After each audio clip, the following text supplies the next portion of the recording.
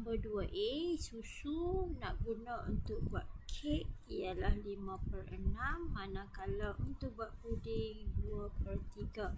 Dia tanya jumlah bermaksud kita kena tambah 5/6 tambah 2/3 sama dengan sama ke penyebut bawah. So awak akan dapat 5 tambah 4/6, 9/6. 9/6 menyamai 3/2 pun boleh, 1.5 liter pun boleh.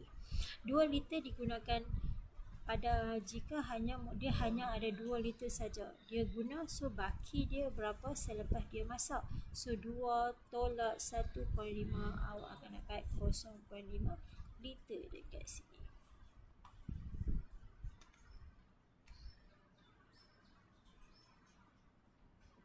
Ahmad ada 60 pensel. Dia ada 90 pembaris.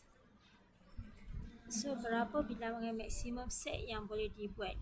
So dekat sini kita akan guna dia ialah FSTB.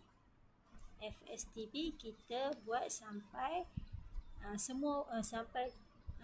pastikan semua boleh dibahagi. Okey, 60, 90. So nak guna sifir berapa? Kita guna sifir 10 dululah. So 6, 9. So nak guna sifir berapa lagi? Kita guna sifir 3 pula. Sifir 3, so 3. 2, 3. Apa maksudnya kat sini? So 6 bahagi 3, 9 bahagi 3. So akan dapat yang FSTB. So kita tak boleh bahagi dah dengan apa-apa. Tak boleh bahagi dengan 2 sebab 3 tak boleh.